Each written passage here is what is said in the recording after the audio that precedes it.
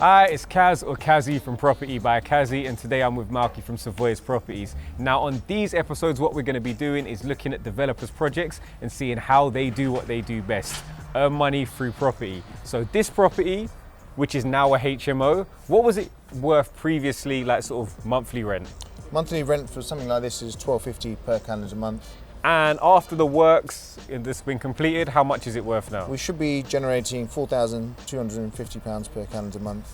So wow, so 4,250, so that's an increase of £3,000 in a calendar gross rent, which is amazing. So what we're going to be focusing on today's episode is how you can take a property like this, spend some money, add some value, but not just that, also how the process is, like the systemization makes it be able to run really smoothly and you can maximize your profits. So let's go and have a look inside.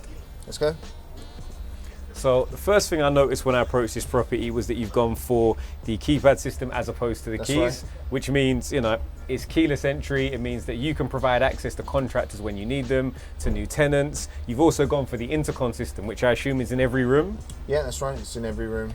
Which is great, because what that means is, you know, in terms of tenants and their ease of their life, if their doorbell's ringing and know it's for them, as opposed to it ringing and thinking who's that for, and it just creates a better living environment for all the tenants. I also see you've gone for the very typical developer grey. Yeah, that's right. You've stayed on brand, which I like, and I like the fact that you've gone for these Victorian style tiles on the entrance to kind of keep it in fitting with, you know, with the local area as well, which is great. So let's go inside. Yeah, sure.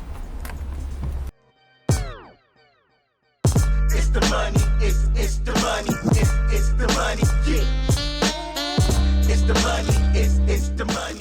Yeah, straight away coming inside, I see you've gone obviously for the big, like the bulkhead lights, you've gone for the vinyl on the floor, so in terms of maintenance and looking after it, it should sort of keep that down and make it easier for tenants to look after, because everything's wiped down, good to go. Yeah, it's hard standing flooring, so one of the signature things about our properties, if you have a look at the stairs, we don't have, the whole property is carpetless. There's no carpet on the stairs, so when we have our bi-weekly cleans, you know, it's quite easy to keep the hygiene levels up and keep the maintenance costs down. Yeah, and the great thing about that is if you can keep your cleaning costs down, that can be passed on to the tenants to add more value, and also passed on to the landlord to add more value on both sides. It works really well for both parties. Yeah, definitely. And I've noticed obviously even through the rooms, you've gone keyless for the entire property.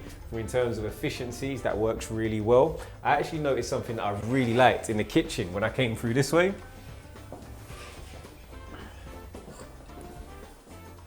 And that was, like, not to mention the interior design, which is great. I like this little feature wall above the dining space. But I looked at the property first and I was thinking, you know, firstly, like, where are the fridges? But then I remember from your previous one, you've got those in the room. And the great thing about that is it means you can then have the two sinks, the two hobs. This is a real functional, like, kitchen dining area. But then from a storage perspective, they're in the rooms.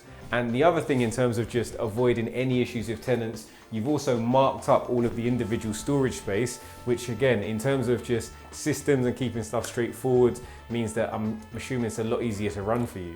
Yeah, what we had was there's many instances when we've got tenants from overseas that will come over. When they leave bits of cutlery, food within the drawer, and when a new tenant moves in, it's difficult for them to establish which is their drawer. So this way it's a lot easier for us to understand, okay, that the tenant in room C is left. As a result, yeah, this stuff is now for the bin. Yeah, as part of the cleaner, go and check the cupboard, check the room, check this cupboard. When they're moving in, new tenant, they know exactly what's theirs. And I think that again means that we spoke previously, your management team are able to manage more tenants more efficiently. And obviously your lower staffing costs once again means that can be passed on to both the tenant and landlord. So it's a win-win. Right, No, that's good, and I really like the finish. Like I said, the space is really functional. Some HMOs you go to feel really cramped, but overall this looks really nice, and I'm sure going to smash those ceiling prices on the rents. Let's hope so. I think before we go to the room, should we have a look outside at the communal gardens? Definitely.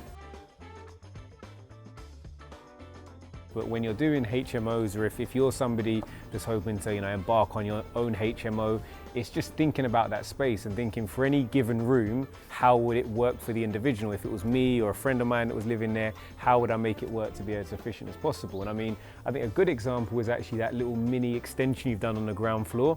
It's probably about 1.5 meters out, meter wide, and you could have easily maybe not have done it, but it just adds that extra space and made that room there that bit more functional that I like. And it's those kind of attention to detail areas. No, I agree. What we found at Savoys with HMOs is you've literally got to solve people's problems. So what we found was tenants actually require decent standard living, which is one, affordable, but also to a good standard. And each build that we do, we try to incorporate that in. Yeah, no, I say it's really nice. I think, like HMOs sometimes can get a bad rep because, like people naturally look at it that if you're the neighbour, you're thinking, oh, I've got 5 new neighbours or 4 new neighbours. But at the end of the day, like, London property prices and the home counties around London, property, rental is typically £1,100 plus bills that are going up by 50%. For your average kind of graduate roles as young professionals, whether that be as a teacher, a police officer, a nurse, that are in the mid £25,000 mark, the 1 bedroom unfortunately isn't affordable. So the next thing is the shared accommodation, and having high standard shared accommodation, I think the demand for it's only going to increase. So no, I agree. One of the other points is when you actually take a new job and you move into a new area, we're on a 3-month probation period. So many people don't want to commit to a bigger home or a flat until they're sure that their job's secure, but they also like the area and they also like the role that they're doing. So HMOs provides that stepping stone for these young professionals within this market. Definitely. Should we go and check out some of the rooms? Yeah, let's do it.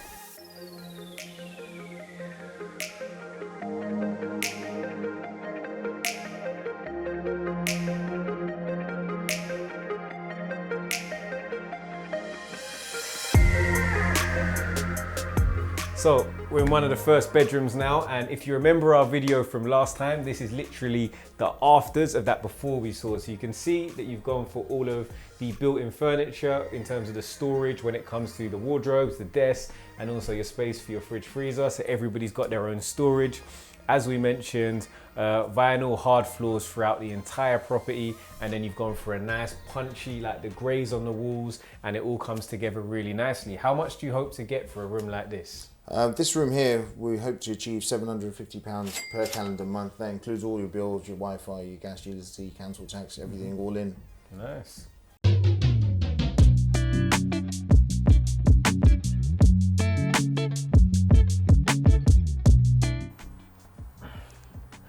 So that's it, that's the tour of this 6-bedroom HMO conversion. In terms of the work, it was the loft extension and that little mini extension, like 1.5 by 1 meters on the ground floor. Now, we've seen the quality of the works, and what you've really done here and what I like is you've taken like, a typical buy-to-let investment property that can have, really varying returns on investment on a monthly basis. And the way you've systemized it, the way you've standardized the actual rooms and the process of looking after the tenants mean that it turns it to a more conventional, management investment vehicle. That's right. So the idea for it was a hands-off approach for our clients. So the Savoys guys will be managing this, but we reduced a lot of the maintenance and the running costs down by a lot of the measures that you've seen here today. So that's it. But we've spoken about how it happened, and we've spoken about, turning it into a more typical investment vehicle. But how did the actual investment for your client work out? Like, what are the numbers? Okay, so the client purchased this at 400,000. 75% of that was with Octane Capital, who then funded 100% of the build, which was at £135,000. The end value of this is 650k, and it leaves a return on investment for the investor at 21%. Which is good. I mean, if you look at, if you're potentially looking to invest and somebody offers you a 21% return on investment for a long period of time where you're going to own the asset, you're also going to benefit from capital appreciation over time. It's a really good investment opportunity. It's something great that Savoys are offering the potential more hands-off investor that wants something a lot more passive. So that's it. You've seen how Dave turned this property from making 1,250 to making £4,250 a month, which is amazing. If you're interested in HMOs that you own in your own name and they help you source and manage, Savoys are the people to reach out to, and we're going to put the link in the description below. Again, every week we're going to be having another developer with a different strategy talking about how they make money in property. So if you're interested in that, make sure you subscribe, make sure you comment to let us know who you want to see next, and make sure you hit that like button, because most importantly, it's free.